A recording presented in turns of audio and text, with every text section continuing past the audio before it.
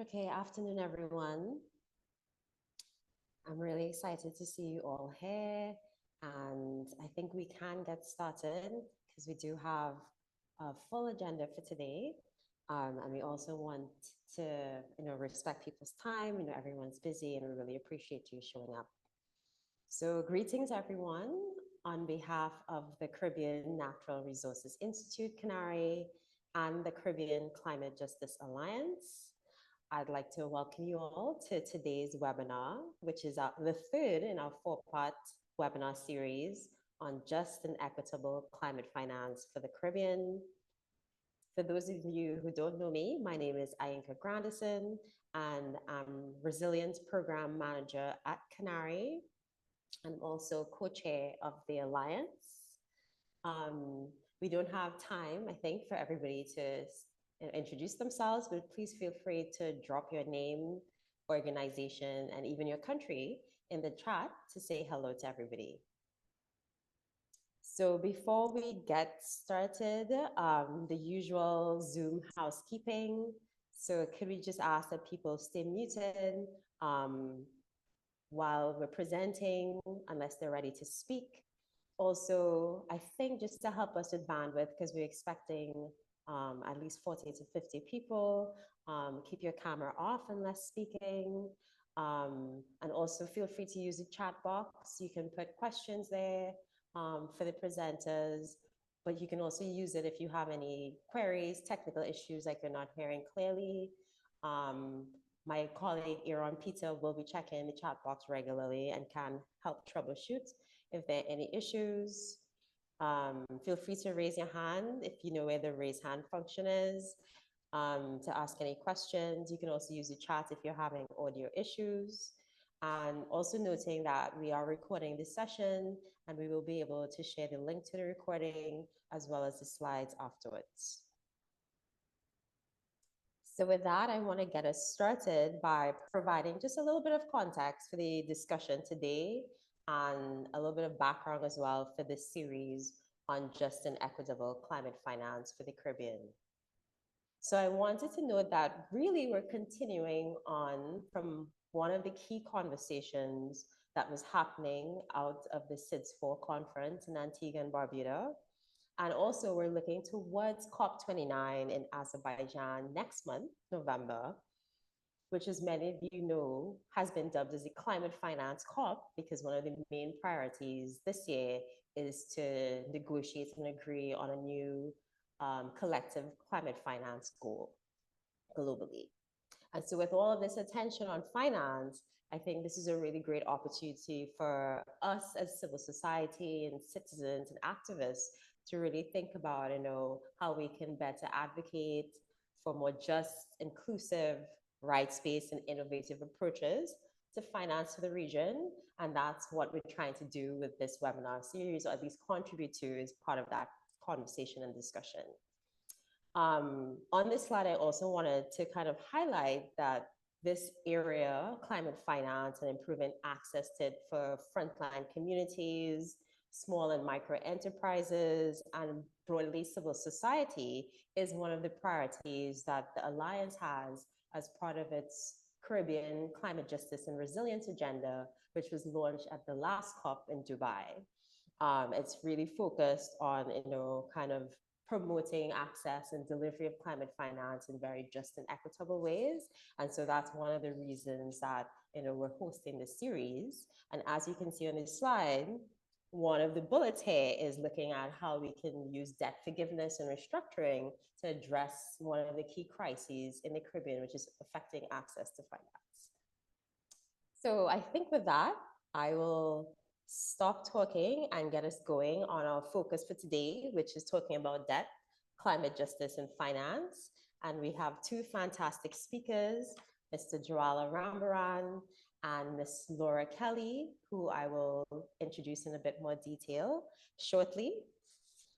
First, I just wanted to quickly kind of give an overview of the agenda so we all know what's happening. So we're going to start off with the presentations. Mr. Rambaran is going to go first and talk about debt, climate justice, and finance.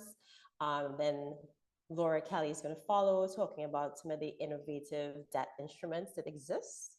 that can help address both climate and nature linked issues. And then following that, we'll have some time for plenary discussion where we want to have some broad discussion around the challenges, opportunities, and what are our priorities for action looking forward. And then we'll be able to wrap up hopefully on time at 3:30. So I think with that, I am going to then introduce our first speaker. So first up, we have Mr. Joala Rambaran, who's Senior Economic Policy Advisor at the Caribbean Policy Development Center, CPDC. He also serves as Senior Advisor for the Financial Futures Center and a Distinguished Fellow at the Climate Works Foundation. He is the former governor of the Central Bank of Trinidad and Tobago. So his current research interests span debt, climate finance, and reform of the global financial architecture, especially in Caribbean SIDS and other developing countries. And he's going to be able to give us, I think, some really fantastic context on the debt crisis that we're facing in the region, why, how it's linked to climate justice and climate finance issues, and talk to us about some important initiatives that are trying to address this crisis and kind of promote debt justice in the region. So I think without further ado, I'm going to stop sharing and hand over to Mr. Rambaran, and just let us know if you want us to share your slides or if you're happy to share them. Hi, Anka. Thanks so much. Yeah, I'd appreciate if you could share the slides. All right, great. So I'm gonna do just a quick introduction in terms of setting the context for debt, climate justice, and finance in the Caribbean, which is this particular session that we're dealing with. If we could just go to the next slide, yeah, please. All right. So essentially, I'll go straight to the chase in terms of the climate shocks that have been hitting the Caribbean for the past 70 years or so. What that has actually meant in terms of the major impacts of loss and damage, and how that has contributed to a buildup of debt in the Caribbean. Although we need to also bear in mind that some of that debt buildup is due to climate shocks, but another major part is also due to many other factors, including what we'll call fiscal slippages, fiscal mismanagement. I'll then give you a sense of how the face of Caribbean debt has been changing and what that actually means for when we start to talk about debt and climate justice. And a quick introduction to what is called Caribbean Emancipation 2030, which is a debt and climate justice initiative that the Caribbean Policy Development Center has been advocating and using in the international spaces. And I'll end off showing how that a lot of this is now linked to reform of the global financial architecture. So while we think we're here just simply in the Caribbean, attempting to see how we could address debt and climate, it actually is hitting into how international financial systems and institutions are actually structured and the type of changes needed. Next slide, please. So the first thing is we're all aware. We live we essentially placed in the North Atlantic hurricane belt. And that means that we're subject to hurricanes. And hurricanes have been a feature of Caribbean life. One of the things that we've noticed since 1995 is that there's been more frequent and intense hurricanes. And what this chart actually shows you is the tropical storm activity over the last 70 plus years. And essentially what we have is, based on what comes out on the MDAT database, is we have close to about, let's say, around over 800 named storms have occurred in the North Atlantic basin over that period, of which just roughly half have become hurricanes.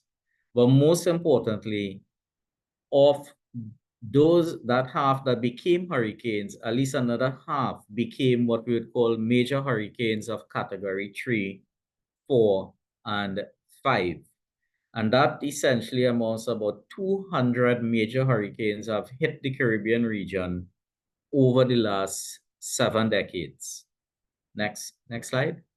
And that has resulted in considerable loss and damages. And here what I've done is simply give you a sense of what those loss and damages would look like for the largest damages. Yeah. And that $30 billion, bear in mind, is in constant 2020 terms. So we've sort of corrected for inflation over the last 70 years.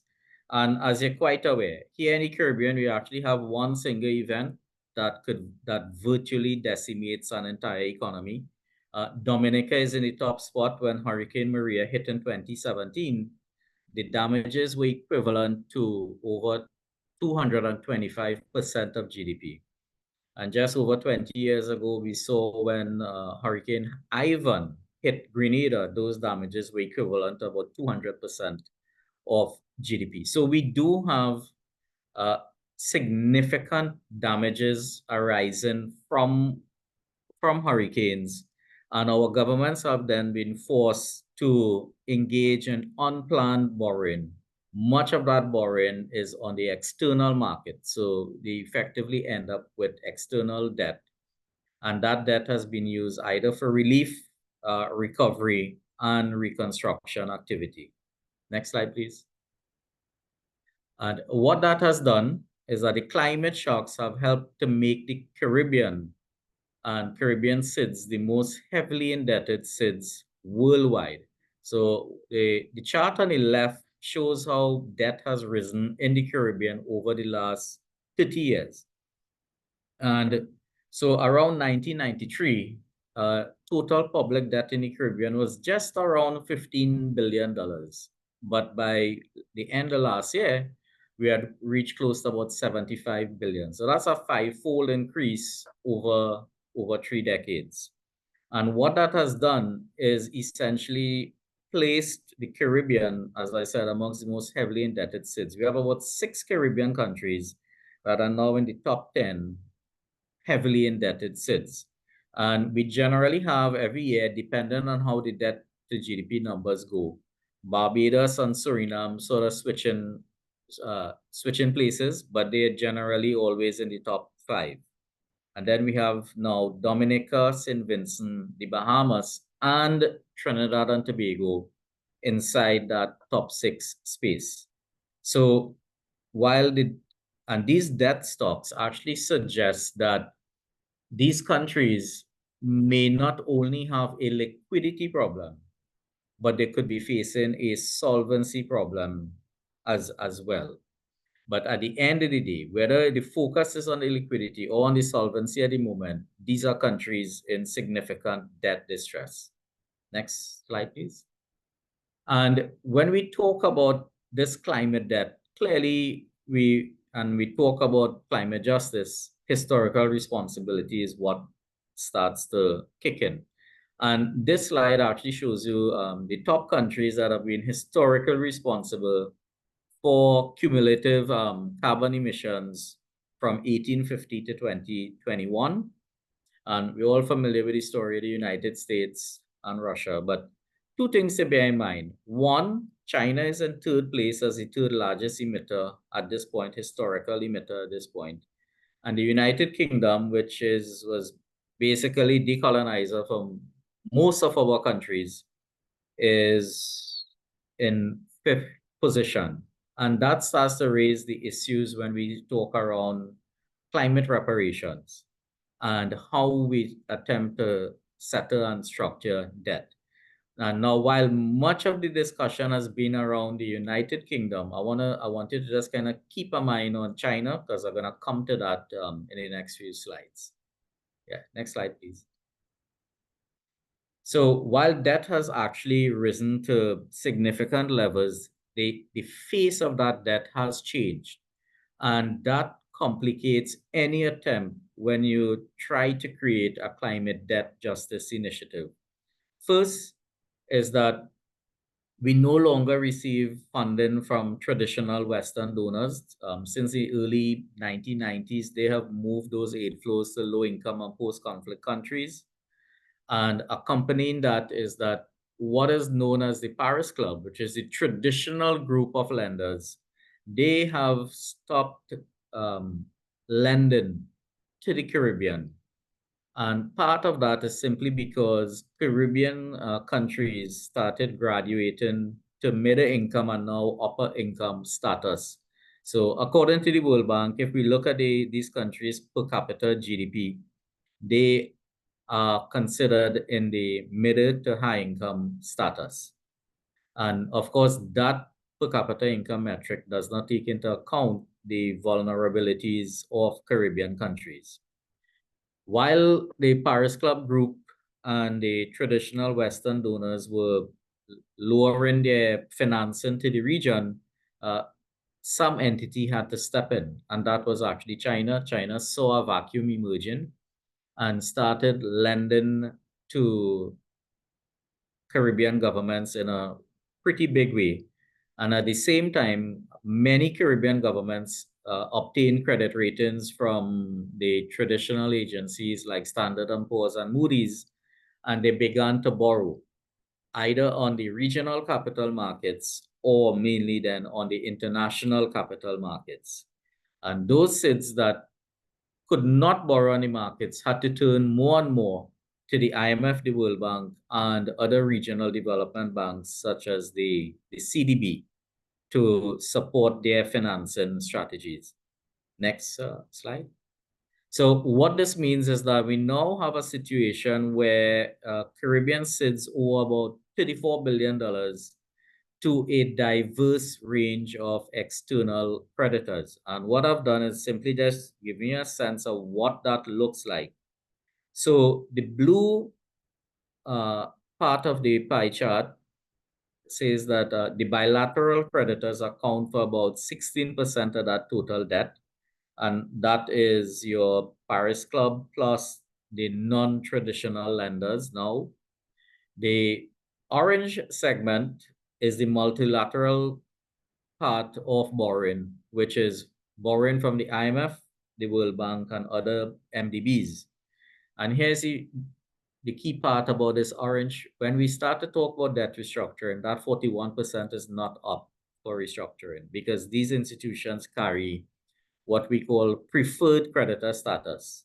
So they're not up for any restructuring unless it's done in the context of an initiative that both the IMF and the World Bank will come together and do, such as when we had the Enhanced HIPIC initiative and the multilateral debt relief initiative. But again, those initiatives will only get to low-income countries. So in the Caribbean, we only had two countries that benefited, Guyana and Haiti at that point in time. The final part of external debt, another 41%, belongs to the private creditors. And again, when we start to talk about restructuring that, it becomes extremely difficult because private creditors have more capacity to engage in negotiations and restructure debt than a typical Caribbean government. And the latest case in which we've seen that is in Suriname, when Suriname attempted to restructure its debt, its private debt, its Eurobonds. The private creditors were able to actually walk away, in a sense, with more than what they gave in restructuring because they now have, they will now get a part of Suriname's oil wealth when they begin oil exploitation in the next 2 to 3 years. So next slide, please. So here's the key part. So while it's difficult, multilateral debt is not up for negotiation. It's difficult to restructure with private creditors. China has now become the single largest creditor in the Caribbean. And China is actually, for a few countries, the single largest bilateral creditor, or sometimes the only bilateral creditor. And what this means is that any attempt to talk about debt restructuring, debt relief, debt forgiveness, and even climate reparations means that China must be involved. But China has been very reluctant to come to the negotiating table to discuss these matters. Next slide. So what we've been left with is how then do we find a way out of this climate debt trap that Caribbean cities have found themselves in? And the Caribbean Policy Development Center actually came up with an initiative called Caribbean Emancipation 2030, which it uses the word emancipation in the sense that the symbolism is about breaking the bondage of debt. And we're all countries that were actually emancipated. It uses the timeline 2030 to align to the SDG agenda and to indicate that there is an urgency around how we really create more substantial room for Caribbean cities when it comes to debt. I won't go into the details of that, the Caribbean emancipation. We could discuss it more during the plenary and the Q&A, right? But I want to also then focus on some key issues. Next slide. In attempting to craft out a way for Caribbean countries and create a new debt and climate justice initiative, there are a number of issues that we face. One is the issue of liquidity versus solvency. There are some countries, as I said, that are so heavily indebted. The issue is one of solvency. And therefore, for those countries, an actual debt stock reduction is more important than the cash flow relief that would come and provide the liquidity for those countries. So that's something that we need to consider. As I said, we actually have 6 countries at the moment that really, in a sense, have a solvency problem. Then we have the issue of fiscal vigilance. So while we've said yes, climate shocks have contributed to the buildup of debt, we know governments have behaved badly. And we need to put in place strong governance guardrails to prevent that sort of fiscal irresponsibility. And here again, I'll point to the case of Suriname, where Suriname actually had a debt limit enshrined in its legislation, but the government actually ignored that and borrowed way beyond. And that is how Suriname went from being a low indebted country a decade ago to now being one of the most heavily indebted countries, not only in the Caribbean, but among SIDS. The third is the issue of concessional finance. Much of the climate, a good bit of the climate finance that is coming to the Caribbean is in the form of loans, which clearly is aggravating the debt situation. So we've been advocating for more grants and more non-debt creating flows, particularly coming from the World Bank and the MDBs. But then that means that the World Bank has to now supplement that per capita GDP metric with something else.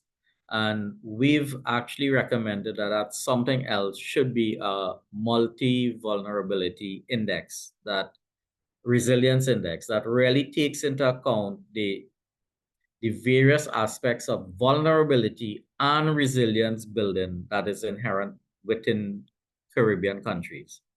When we talk about resilience, at the same time, we want to show that we're not just sitting back and responding to the shocks. We need to prepare for these shocks, and that could be in a variety of ways. One, we could incorporate what we call climate disaster and risk finance instruments, such as parametric insurance, into our frameworks.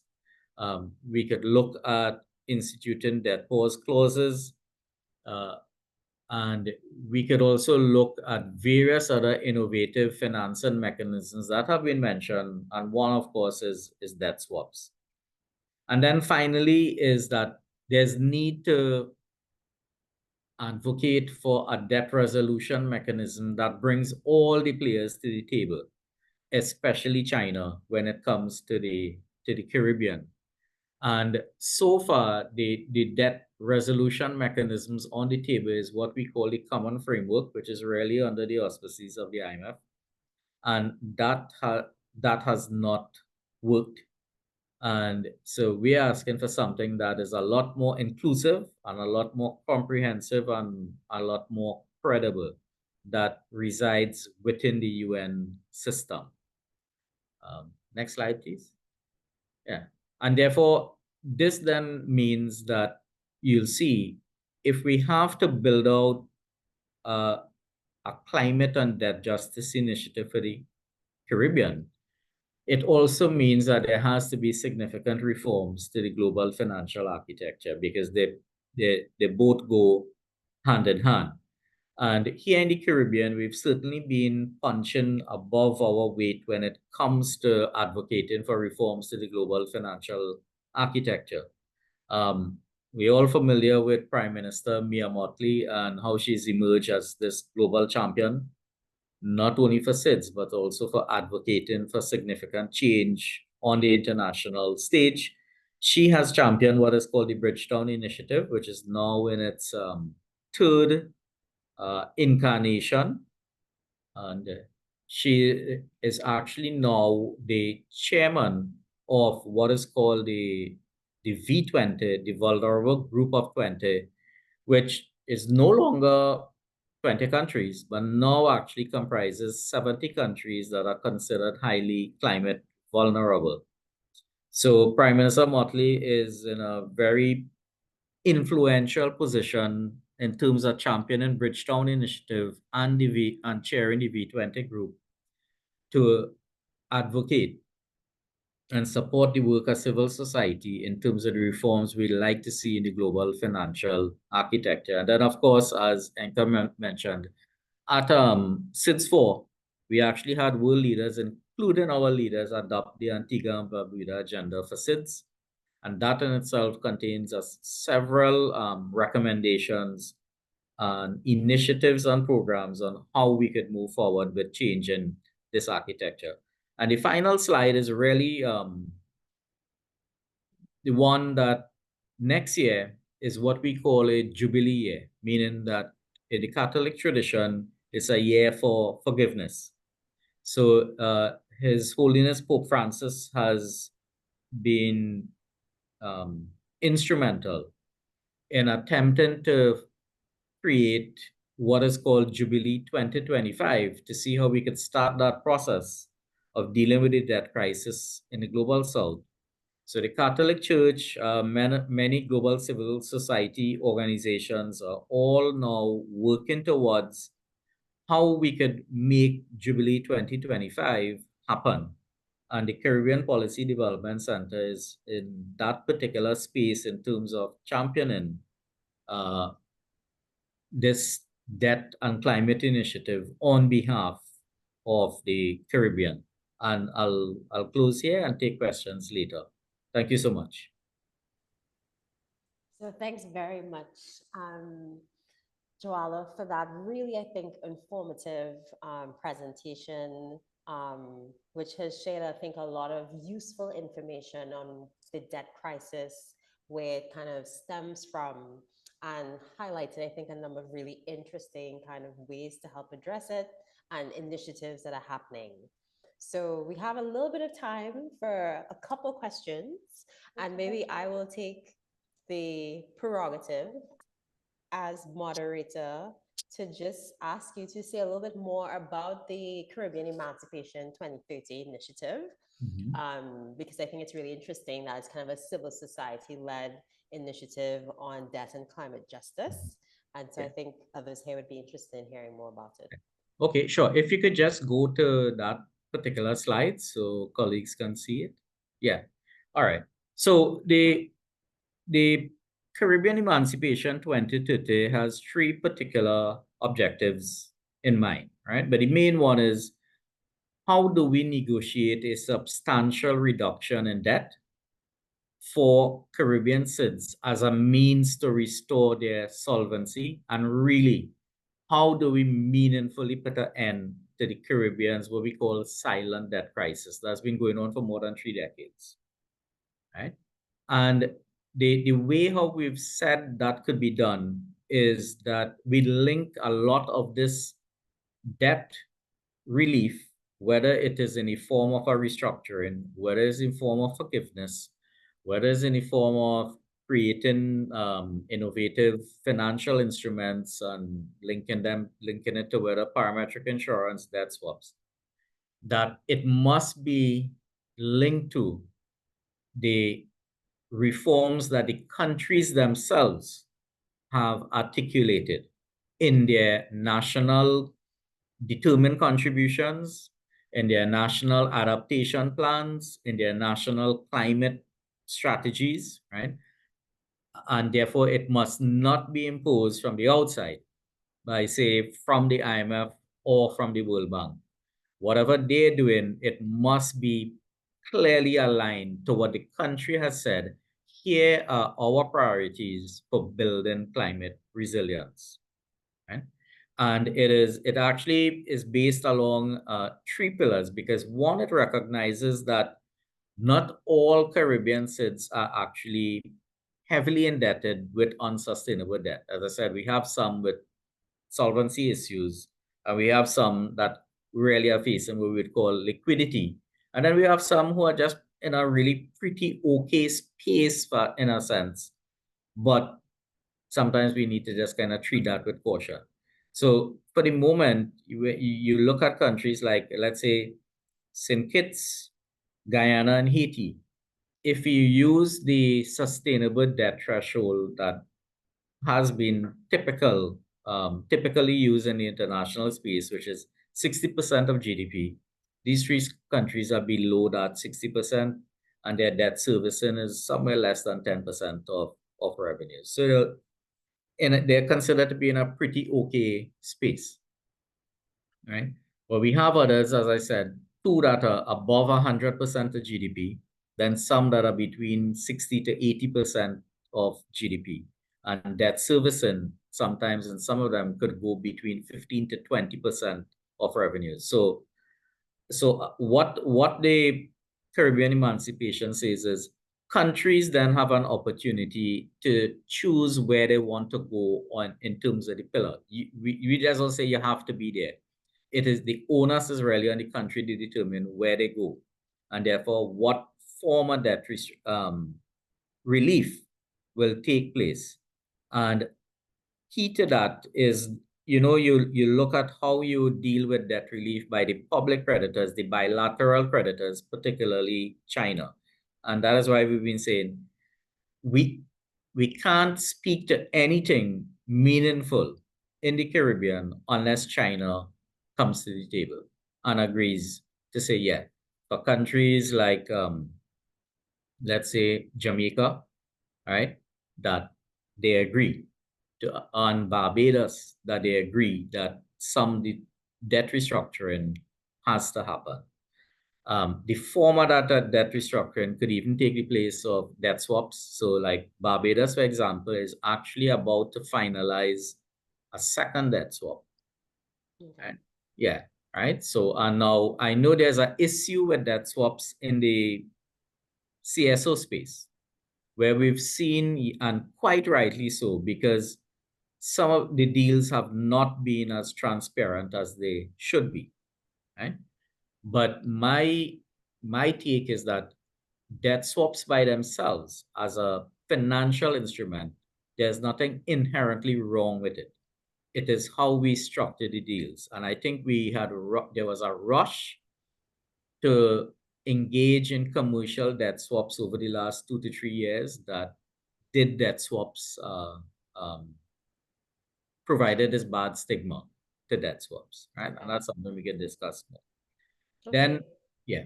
So generally, that is what the Caribbean emancipation is all about. And let me say, is based on other initiatives that have happened in the global space. So it looked at the Brady Plan, which dealt with the Latin American debt crisis. It looked at the Enhanced HIPIC initiative. It also looked at some current debt initiatives put forward by some research institutions. And what we've done is attempted to craft one that is based on the Caribbean particular circumstances. Okay. All right. Yeah. Fantastic. So thanks for that and sharing a little bit more about that initiative.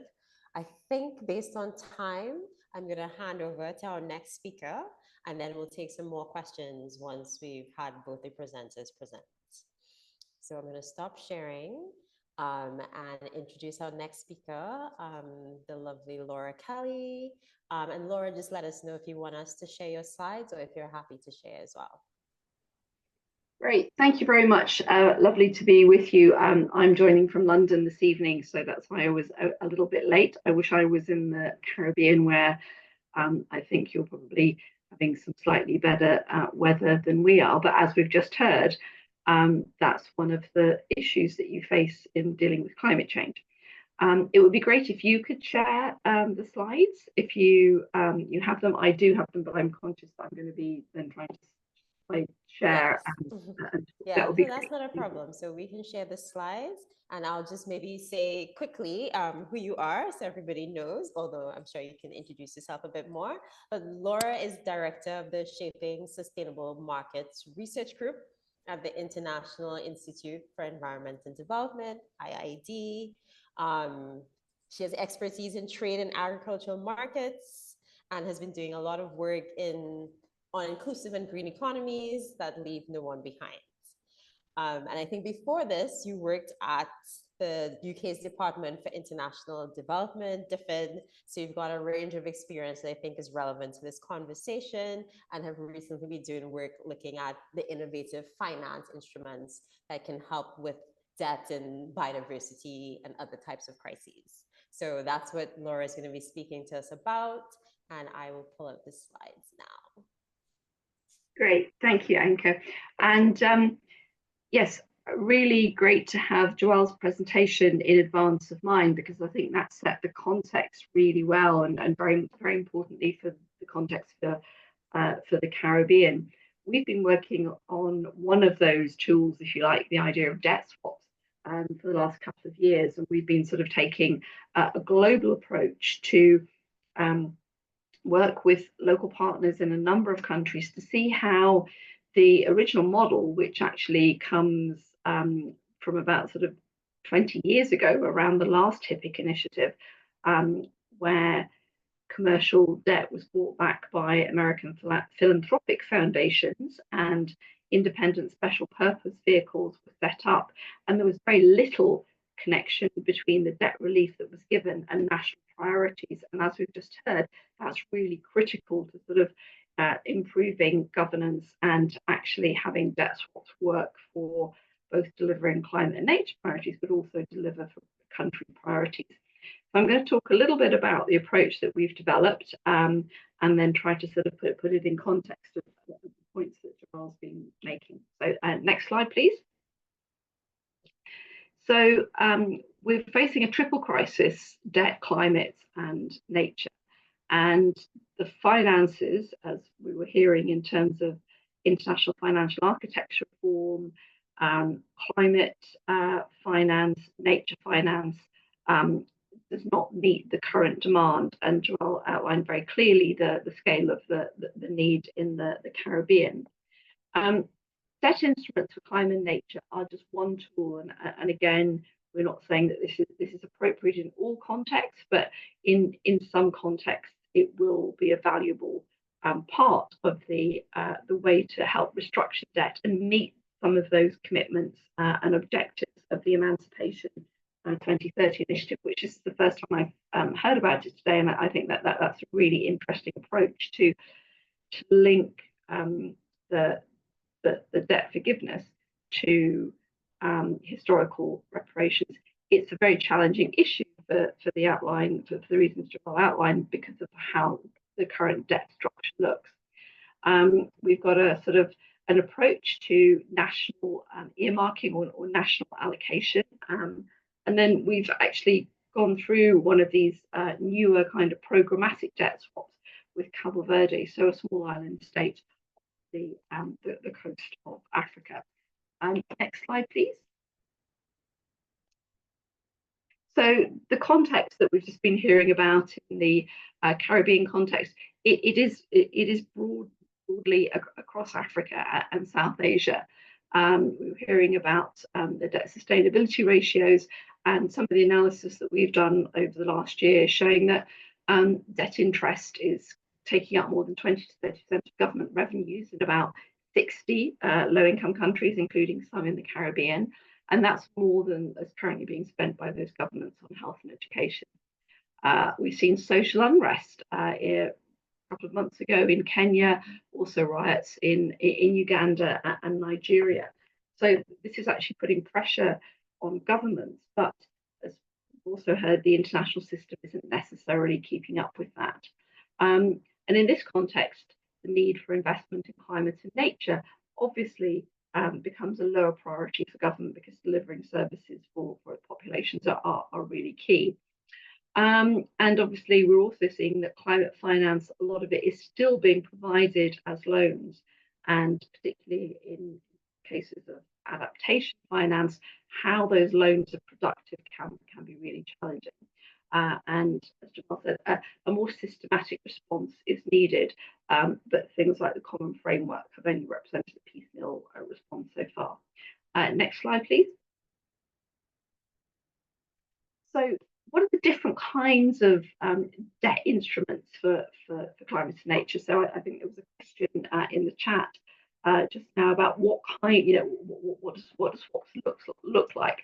So there are a number of kinds of swaps where you can basically relieve the existing debt. So this is where creditors agree that a debt government can swap the debt principal and the interest and spend the money on climate and nature investment. So kinds of things that could be linked to countries' own priorities, but often, in the case of some of the recent Caribbean swaps, it's potentially been linked to broader nature outcomes, which of course are important, but they may well be determined outside of the country.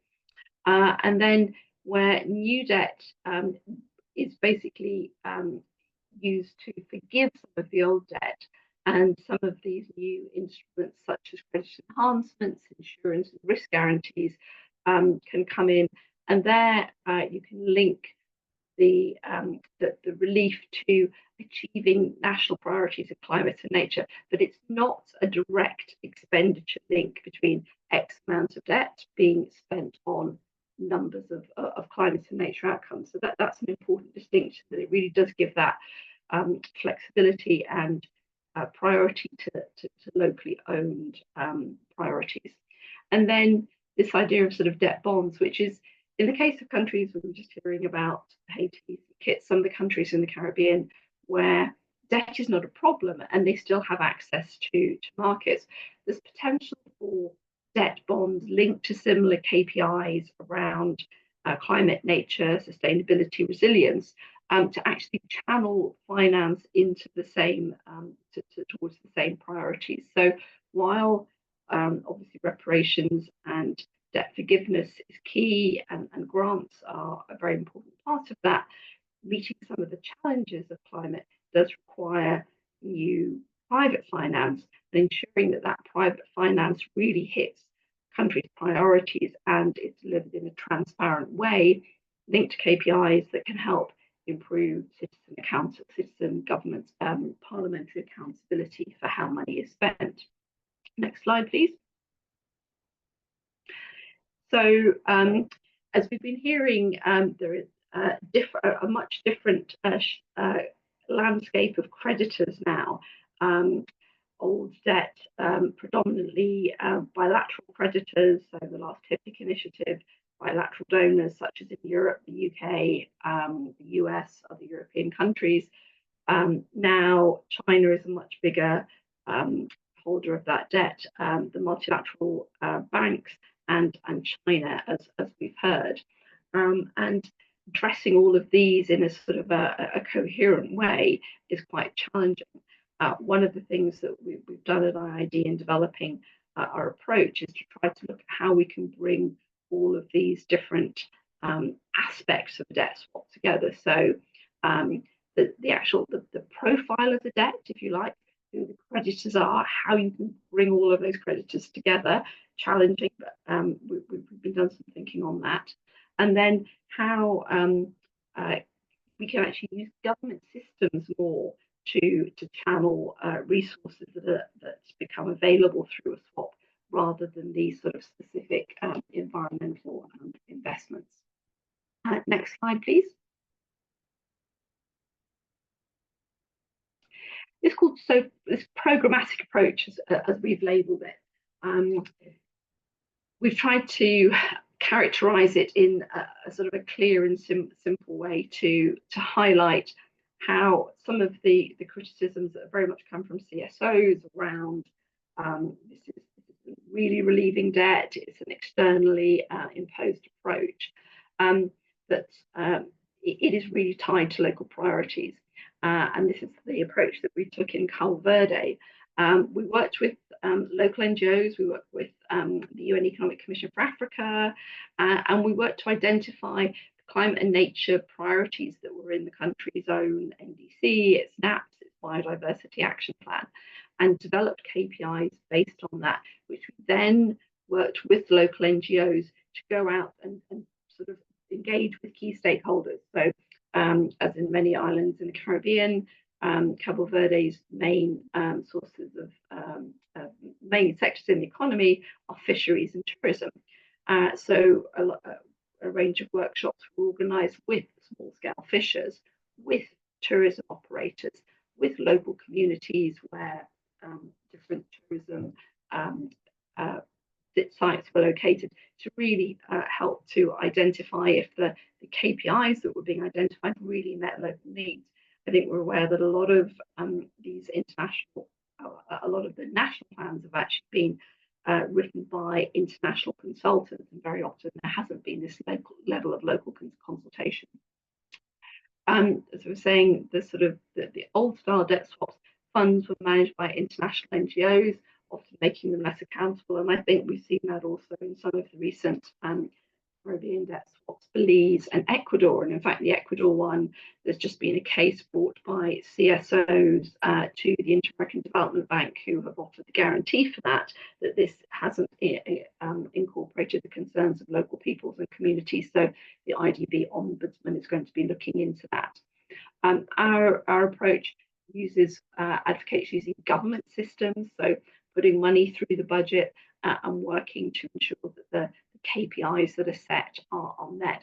And it's very much, as I said, not about ensuring that X amount of debt is spent on Y climate or X nature priority. It's really about that the KPIs are achieved. So there is also flexibility for governments to spend in the way that they find the most appropriate, but the debt relief becomes contingent on the impact on the indicator being met.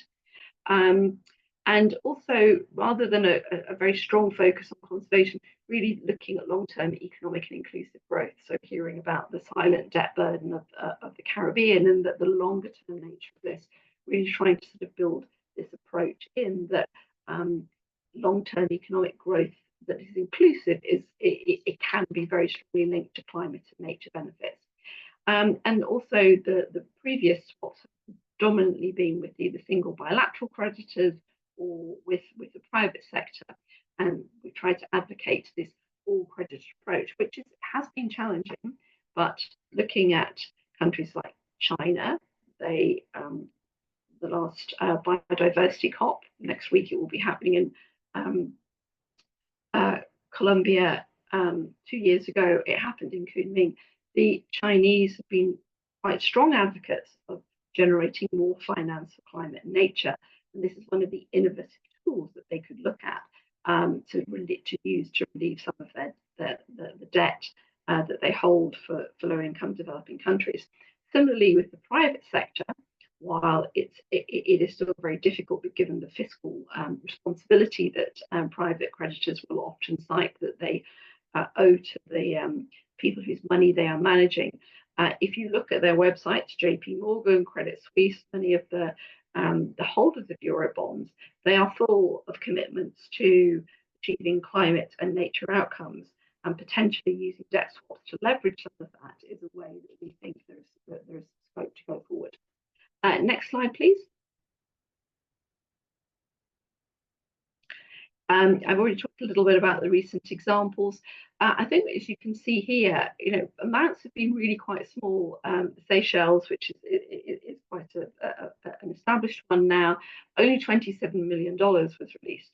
The recent ones in Belize and Barbados, bigger figures, 200 million, but very focused on marine, particularly given the interests of the philanthropic investors there.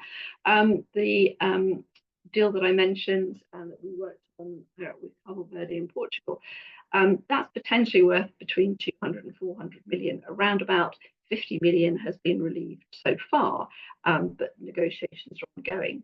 We've also been working with other partners in other countries such as Sri Lanka, Laos, Egypt and Kenya about the potential for those countries to take forward a programmatic type of swap. Next slide, please.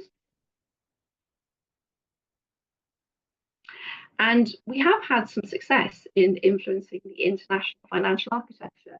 As Joel said, this is really key, and to actually scale up from those relatively small figures, this is the kind of approach that is needed by the bank and the IMF.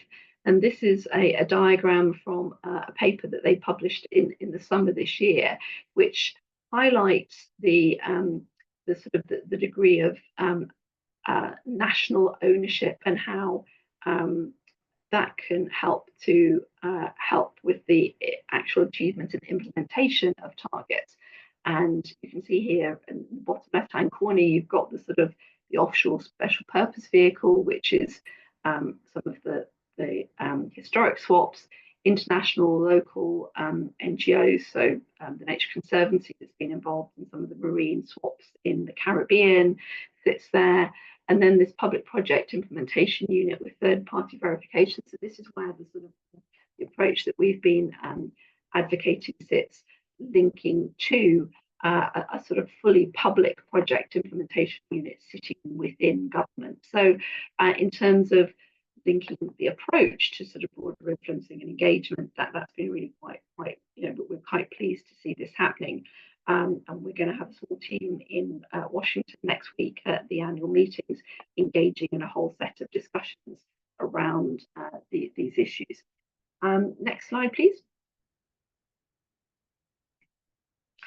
So just to go through the sort of steps that we've developed that governments and national organisations can follow in terms of implementing one of these kinds of programmatic swaps. The port of entry, if you like, has to be the national government, and interministerial coordination is absolutely key in our projects in West Africa and Cabo Verde, for example. We started talking to the Debt Management Office. IIED is an environmental development NGO. We don't have experience in debt, but we found that working with partners with more financial expertise, debt management offices have huge impact on how debt is managed, but they often don't talk to any of the line ministries with interest in climate or nature or even economic development. How countries can decide which tools are the most useful for them. So capacity building and advice. Certainly in the context of Africa, the Africa Development Bank has a number of legal facilities, and they've started to look at this approach as well. The Caribbean Development Bank we haven't spoken to yet, but I think there may well be scope there. The Inter-American Development Bank I've already mentioned has been involved in some of these tools, for example, the recent swap with for Ecuador. Identifying which kind of sovereign debt transaction is a swap actually something that's needed, or is it new bond issuance? And then really key, identifying and consulting stakeholders on the climate and nature KPIs in line with national priorities. Then this is where the technical people come in, the sovereign debt advisors on designing the financial aspects of the transaction. And here, transparency is key. It's a real challenge, particularly where private sector creditors are involved, but really trying to find ways to open that process up so civil society can hold governments to account. Bringing all the creditors on board, credit rating agencies. I haven't heard so much about them this evening. It would be interesting to talk a bit more about their role. Traditionally, any country that even talks about restructuring its debt or starts to talk to its creditors, credit rating agencies pick up on this and immediately downgrade a country. But actually taking this proactive approach to avoid a default really shouldn't be something that penalises countries in the eyes of the credit rating agency. So we need to bring them to the table as well.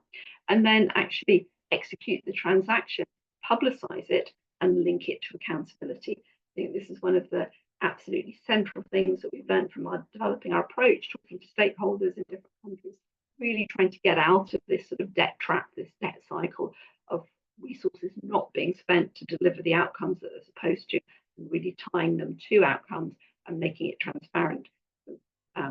Parliaments, stakeholders, business, civil society.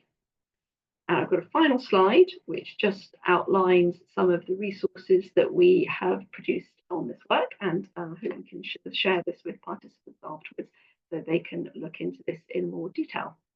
And that's the end of my presentation. Thank you very much. Okay, so thanks very much for that, Laura. That was very, I think, interesting because, as you mentioned, there's been quite a lot of, but some use of these debt for nature and debt for climate swaps. We're familiar maybe with the older versions, not really familiar with the sort of newer approaches that are being used. So I think it was very interesting to hear about this, approach that's looking for more sort of public civic engagement, more downward accountability, those types of things, which I think are really important for us as civil society in the Caribbean as well. And some of the issues that have been raised with past debt for nature, debt for climate swaps that have been done.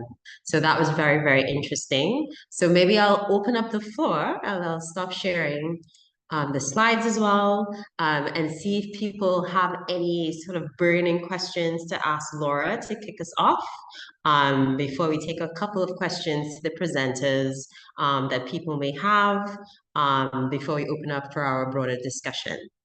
So if anybody has anything to clarify or they want to know more about these debt for nature, debt for climate swaps, please go ahead. Okay, so there's a question in the chat that I can ask, and I also see that Christina has a hand up. So in the chat, there's a question from Colin Bogle. Are the debt swap restructuring arguments in any way linked to the reparations discussions? And then a sort of follow-up question was then, what do you think about carbon debt swaps as an initiative? So I don't know if you want to respond to that, and then we'll take Christina and Kristen's questions. I could start off and Laura could jump in after. Just first, in terms of the Caribbean, I don't, if you remember, CARICOM itself has been at the forefront of the reparations discussions, right? Versus other regions. The African Union is now coming into that space and looking to link with the Caribbean. But what CARICOM has, its 10-point plan talks about reparations and is linked to debt, but it is not linked to climate. Climate hasn't been factored into that discussion at all. So, but there's an opportunity now that the Caribbean is, looking to move into the international reparation space by linking with the African Union, where the whole issue of debt restructuring and including debt swaps could form part of that discussion. At the CSO space, so now this is outside of the official space, which is CARICOM. At the CSO space, so institutions like CPDC have linked the reparations directly to climate and debt restructuring. And within that restructuring, swaps are just one component of what it is we speak into, because as I said, a lot depends on where the country is and what it is could be the mix of instruments that are needed. Just remember, as Laura said, swaps are just one component of what it is we're looking at. And generally, swaps reduce debt service. So they deal with the liquidity aspect. They don't deal with the solvency aspect, right? So that means you have to find something else that could take this country to a more sustainable level of debt. And at the end, that may actually be purely cancellation or forgiveness. So, all right. Yeah, perhaps I can pick up on the second point around a sort of a carbon debt swap initiative.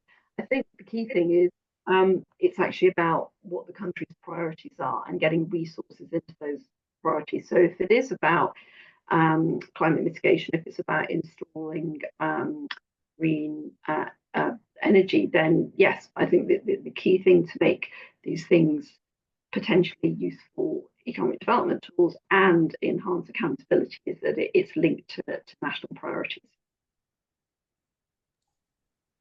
Yes, so thanks for that. So maybe I'll hand over to Christine here because I think her hand up was up first, and then Kristen, you can go. Okay, I have a question, and the answer is contingent upon many other questions. Thank you to both presenters. I think you guys did a really good job. I'm really curious about, in this debt for nature swap, who has the ownership or the responsibility of that nature resources? That's part A. And then part B, in the event that these nature resources are significantly impacted by like a hurricane or drought or another event, who would be responsible for restoration of those type of activities? And then part C, since a lot of your presentations on creditors are not necessarily solely countries, but institutions, are countries still allowed to include those nature resources within their NDCs as a part of what they're using to tackle, to driving climate action? So those are my 3 questions. I start to attempt that. So I think in terms of responsible for nature resources, we're very aware that it's very often communities, local farmers, fishers, forest dwellers who manage and have custody, if it's commercial, customary custody of those resources. But then very often it's actually, they might not have security of tenure, so it ends up coming back to governments.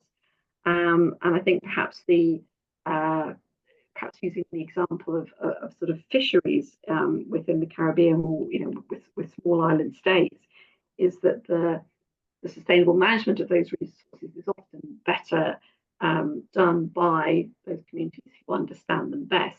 So they are in some ways responsible for their sustainable management, but often they don't have the tenure rights, so it reverts back to the national government. So in the case of, say, hurricane damage, if it's fishing vessels are destroyed, marine habitats are destroyed, then the reinstatement of those should be something that comes through consultation with local communities.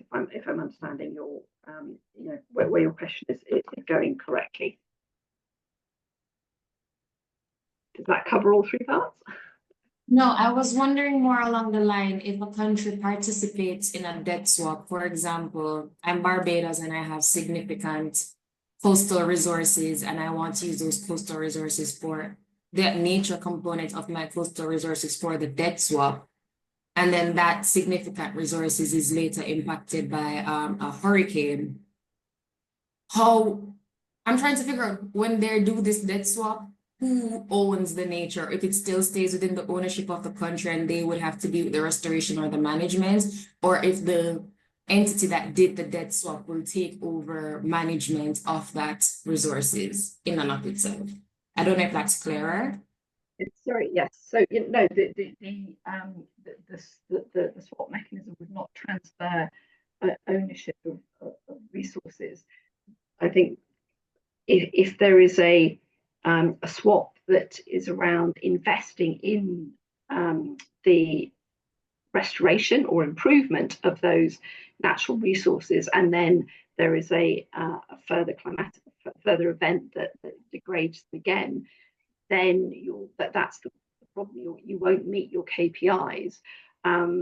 But then you need to try to build in some kind of mechanism to address that, but doing that in a way that goes through government systems and is not a sort of an external fund or ownership is transferred anywhere else, I think gives you more opportunity to come up with a solution that will help local communities and help conserve those resources help sustain those resources from the level. Yeah. If I could just also jump in here and add that, so the ownership, of course, of the resources still resides with the sovereign. The issue is that the management of the resources resides with a special purpose vehicle that's been created so far in the swaps that we've seen, right? And the last few have really been for on marine protection. Part of the issue is that those SPVs, the governance of those SPVs are done in such a way that government itself doesn't have an influence on the SPV and the management of the SPV. And I think that over time is likely to become an issue, because you can't be owning the resources but not responsible for the actual management. And then in the case of the Belize swap, the fine print is such that if certain KPIs are not met, right, then it is quite likely that the government could be considered in default of the blue bond that was issued, right? So again, a lot of this comes back to me to the details, and it comes back to how it is we've structured out the actual deal itself. Yeah, and because, as I said, CSOs and local communities and other independent experts were not part of any of those previous swaps, we're starting to see some of those issues coming to the fore. As we said, in the case of the Galapagos debt swap in Ecuador, that is now before the IDB for investigation, right? And a lot of it is that the monies, what they're saying is that the monies weren't even spent. So they didn't even go after 1 year towards marine conservation. So, right, but the government itself doesn't have, right, a direct line of sight and influence over the SPV. So you see the friction points that are developing. Yeah. Okay, so over to you, Kristen. Go ahead. Thanks. Actually, I only had one question, but now I have two because on that description you just gave, Joelle, I'm wondering who is the SPV? Like, who are the people that are controlling that? And the original question I had was going back to your presentation about China, and it seems like China has such a a large role. They're such a big debtor for the region, and I think you briefly touched on the point that there isn't a lot of hope for negotiation with them. So I'm just wondering if you can talk a little bit about more about that and what you see are perhaps some ways to address that debt burden with China. And also just wanted to thank both of you for the great presentations, and also to CANARI for this webinar series. This is the third one I've attended, and they've all been super interesting and great discussions. All right. Thanks so much, Kristen, for those questions. The first one on the debt swap in terms of the SPVs, you generally, what we've seen, you don't really have government representatives, so they're actually coming from either within the country or from the outside, right? So they might just be part of who Nature Conservancy has decided should sit on the SPV. Right? The second part on China is that within the context of what exists right now for debt restructuring, that the only framework in a sense that exists is the common framework that is under the IMF. And as I said, that hasn't worked. That common framework was actually established coming out from COVID. And so far, it is really only low-income countries in Africa that have been part of the common framework. And they've taken at least 2 to 3 years to even find some sort of resolution to their debt issues. And one of the reasons why China is reluctant So that's one of the reasons why China is reluctant, because the framework is under the IMF. Second is that there's the friction that develops with the private creditors, because if they get debt relief first, then China is going to be asked to come up with a greater amount to bring this country back to debt sustainability, right? And as a whole issue around what we call the comparability of treatment issue. So that is why we're saying, look, the only, to me, safe space for everybody is really within the UN system, right? Because some countries like China, they don't wanna participate inside something that's a fund. A number of other countries prefer, especially those who are part of what we call the G77, right, group, they prefer to have the UN adjudicate on these matters. And I'll tell you why that is also being pushed by civil society, in that if you look at what had happened on the taxation side, where after strong lobbying and advocacy by civil society, there's finally agreement that taxation will now be treated within the UN system, right? And not within the OECD system. So that is why we're saying on the issue of debt, something similar has to happen, because that is a better space of integrity and confidence than what exists now. Yeah. I just want to answer a question that came on the chat there from Pat. What fraction of the debt in Belize and Barbados was impacted by the recent debt swap? So in Barbados, over time, they will realize 40 million US in debt service reduction. In Belize, they will realize 200 million in debt service reduction over time. And for Belize is the only debt swap where there was actual debt stock reduction. They saw a 12 percentage point reduction in their debt to GDP ratio.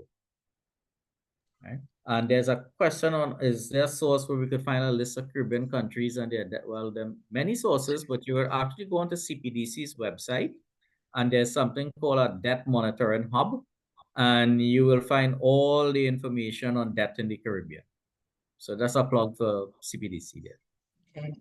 If anybody from CPDC is here, maybe they can put the link in the Yeah. chat so people Yeah. can just have the direct link. That'll be useful. Okay, so Donna, over to you. I think this will be the last question before we try to shift our plenary discussion a little bit. So no pressure, but you're the last question from the audience. Thank you so much for acknowledging my hand, and it's more a comment than a question. First of all, let me say thank you for two really informative presentations, which I sit at TTTI, and I was happy to hear some language there, which is always comforting, guardrails and KPIs to ensure that once the funding is available and the initiatives have to be addressed, that there are measures in place to ensure that the funds are going in the right place. We know that once the blood hits the water, sometimes the feeding frenzy seems to want to start. But one of the things I want to also kind of signal is that we probably also need to have some early warning metrics that help us before it's too late figure out if the projects are going in the right direction, as one. And two, access to data, access to information so that we can monitor how the spend is going. So thank you so much for the presentation, and I look forward to some more discussion. Thank you. Could I just quickly respond on that? So I mentioned the Cabo Verde swap. The points you make are really important, that you need milestones. It's not just a final outcome of an amount of area conserved or marine conservation achieved, and that milestones along the way need to be identified, and you need independent data verification. This is where we see the UN having a particular role. Joel mentioned the role of the UN. In the Cabo Verde swap, it's the UN Economic Commission for Africa who's coming to do that, working with UNEP on the marine side. So yeah, really key and important. Okay, so thanks for that. And thanks for those great questions. I think we learned a lot from having those responses. So I think we've actually talked a lot about some of the key challenges that we're facing. And so actually what I wanted to put out was a question that maybe thinks a little bit more positively in terms of the opportunities that exist, and particularly frame it from the point of view of the local level. For those on the ground, what really is the opportunity through debt relief for us to get more access to climate finance? So speakers certainly welcome to jump in here as persons who have expertise in this, but others who are working in the climate finance space, who have thoughts on what are the opportunities, please also feel free to share your perspectives here. So I'm opening up the floor for people to comment. So, whoever wants to go first, share your perspectives on what you see as the opportunities for improving access to finance at the local level through debt relief. If I could start, because that's a Yes, double-barrel question. That's a double-barrel question, and that's a question that could create some significant issues, right? Because one is asking about access at the domestic level on climate finance, right? So to me, that's more a question of mobilizing finance at the local level. But then you link it to debt relief, right? So, so here's the thing. So far, we've discussed the external debt issue for Caribbean countries. We haven't discussed the domestic debt issue, which is just as important. So, Caribbean countries actually have about another $35 billion or so in US dollars equivalent in domestic debt. So it is as large as the external debt. Now, much of that domestic debt is owed to local financial institutions, primarily banks, insurance companies, and the public pension systems, right? So the first thing I'll tackle the debt relief side. If we start talking debt relief, then that really only means a domestic debt restructuring. And we've got to be extremely careful how that is carried out. I'm not saying no, it can't be, but there are really only two countries in the Caribbean that have done this. And one has done it fairly okay, which is Jamaica. That's gone through a few episodes of domestic debt restructuring. Barbados was the last to do a domestic debt restructure, but here's the issue. While your banks could eventually come back out from that debt restructuring in terms of the haircuts, the insurance companies, because they are longer term in terms of their liability management, that debt restructuring is equivalent to a hit on capital, and they've got to now find more capital, and therefore it means at some point premium costs could go up.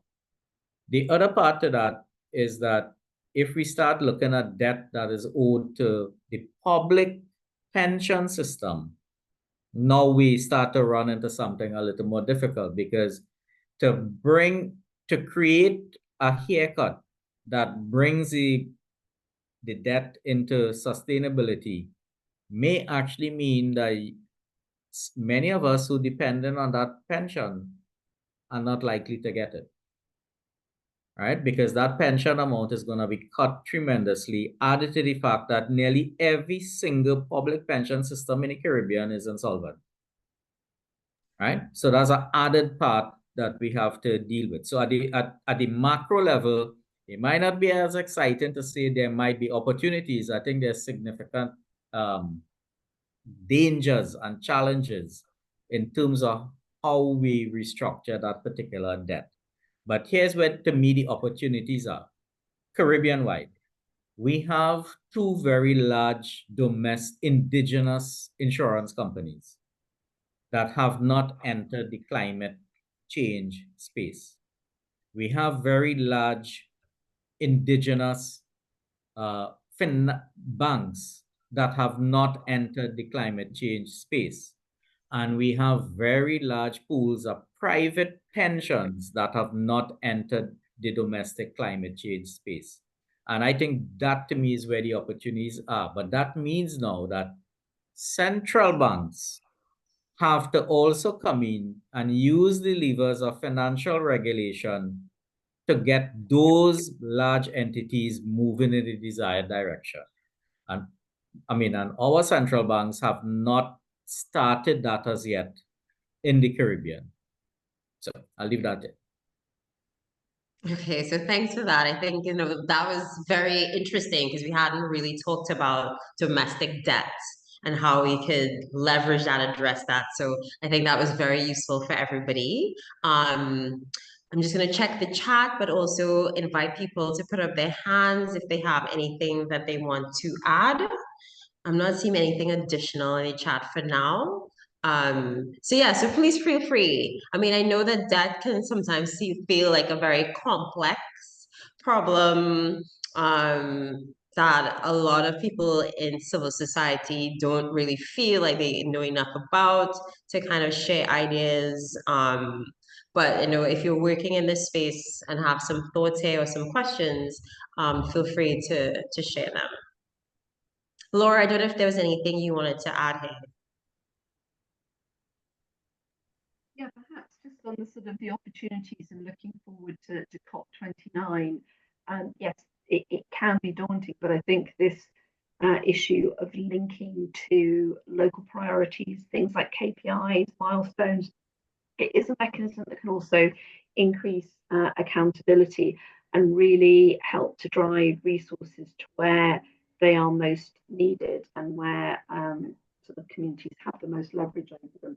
IIED does a lot of work with a lot of organisations like CANARI on locally led adaptation, locally led action on climate. And I think that is growing in interest and it's growing in attention. So I think there is scope thinking about Borku and the finance discussions that will be happening there. But it's also not just Borku COP, it's also the, we talk about debt swaps for climate and nature. We know they're linked. The biodiversity COP next week in Cali in Colombia, the discussions at the IMF and the World Bank annual meetings in Washington, and then later in November in Brazil, G20. All of these financial discussions are happening and linking up, as I think that the Bridgetown agenda and Mia Motley has been, she's been active in all of those forums. So I think this focus on the local level, linking all of the things together rather than these happening in silos, I think that's a real opportunity. Yeah, and if I could add to that, I just actually saw one of the questions in the chat on carbon debt swaps as an initiative, right? So that actually reminded me, yeah, as Laura was speaking, that in terms of opportunities, we have not looked at because so far all the swaps have been really around marine protection in that sense, conservation, right? But we have a large, our nature assets are extremely large. And there has been valuations, some going back, I think, more than 10 years now on them. But the numbers still show that they're large. Whether we talk about the mangroves, the seagrasses, the coral reefs. And there's an opportunity from a blue carbon finance perspective to see how we unlock that, that value and the possibility of linking it to, you could link it to swaps, you could link it to there's a question on the carbon markets, right? Whether voluntary or otherwise. But the thing is, we need to start looking at the natural assets. And there is a chink that has actually developed in the IMF's armor.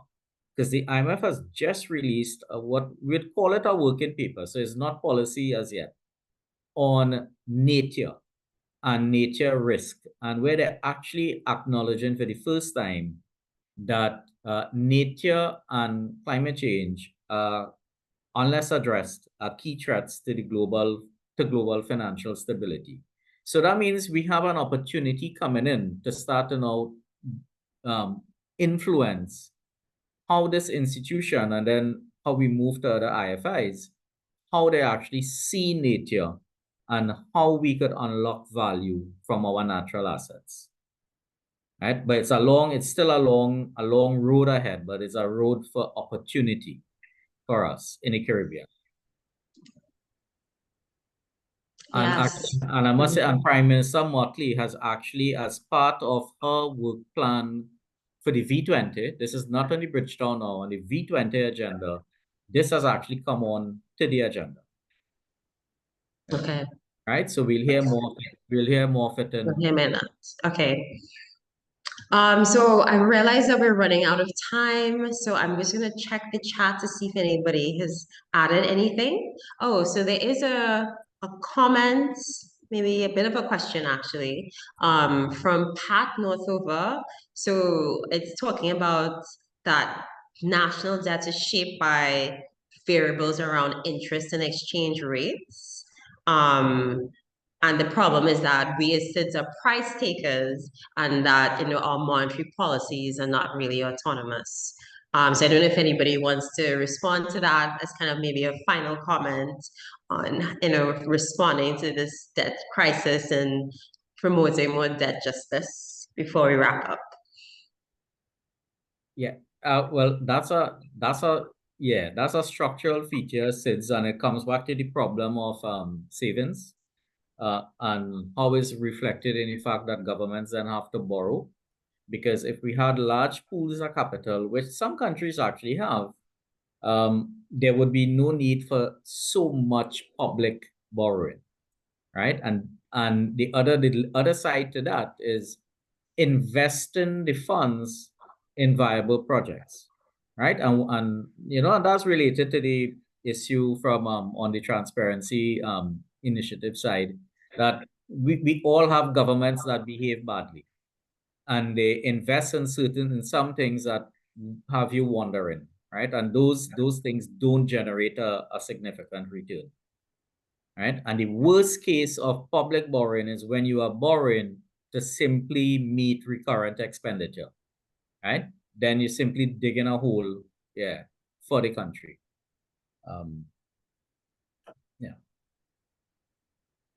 Okay, so thanks for that. I don't know if you wanted to add anything, Laura, or maybe speak to the last question that's here, which is if there's anything outside of debt forgiveness and these more innovative mechanisms like debt for climate swaps and bonds that can really help us in reforming and addressing, some of the problems with financial architecture. Yes, I think there's the bigger questions around financial protection, as added Pat has added, yes, being able to access the finance in a fairly streamlined and timely way. But the Bridgetown initiative does set out really quite a sort of powerful agenda, which is giving more priority to local priorities, putting those front and centre. So that's not just around debt forgiveness, that's across how the financial institutions work, more coordination between them. So the World Bank and the Caribbean Development Bank don't necessarily use the same criteria when they're assessing grants and loans. So more coherence in the system, more joining up between the IMF and the World Bank. Often they will have different agendas and different approaches. And some of the bigger issues are around governance and the fact that the seats on the board of the IMF and the World Bank are still carved up between Europe and the US, and the shareholding is based on history rather than actual global financial clout. So it's a bigger agenda, and it is one, as Joel said, that the Caribbean through Mia Motley has really been pursuing. And I'd encourage people to take a look at that. I think it's Bridgetown 3.0 now. It's evolving, which is good, but I think I may not be fully up to date on which version we're on. Yeah, 3.0. It was officially released at ONGA last month. Yeah. Okay, so I think with that, we are out of time. And so I'm going to wrap up this really interesting, insightful discussion. And firstly, remind people that we have our fourth and final webinar next week, October 24th. looking at open and climate responsive budgeting. So another aspect of the issue in terms of, promoting more just an equitable climate finance in the region. And we will also be celebrating International Day of Climate Action, which is also on the 24th. And I also wanted to, just give a quick plug for people who are interested in the work of the Caribbean Climate Justice Alliance and want to learn more. I'm just adding in the chat a link where you can find out more about the Alliance and what we do and how to join if you wish to be part of the movement and some of the work that we've been doing around these various issues. And we're hoping to do something a little bit more focused in terms of advocating for more just and equitable finance in the lead up to COP and into next year as well. So we'll also be reaching out to people like CPDC and others who are doing work in this space to see how we can join forces as well. And so just to wrap us up then with a big thank you to everybody who joined us for all the fantastic inputs and questions. Really big thank you to our two fantastic speakers, Mr. Joel Arambaran and Ms. Laura Kelly, who I thought gave us some really informative, insightful ideas around debt crisis and some of the ways to address it. And how to link that with climate justice and other movements that there are as well. And I also need to say thanks to my team, including Aaron Peter, who is working behind the scenes to make everything work smoothly. And also a shout out to the rest of our allies who are on the call, as well as note the generous support of the Open Society Foundations, OSF, and supporting the work that we've been doing on climate justice as well. And so with that, everybody have a fantastic rest of the day, great rest of the week, and we'll see you next week for our fourth and final webinar. Thanks and bye. Bye.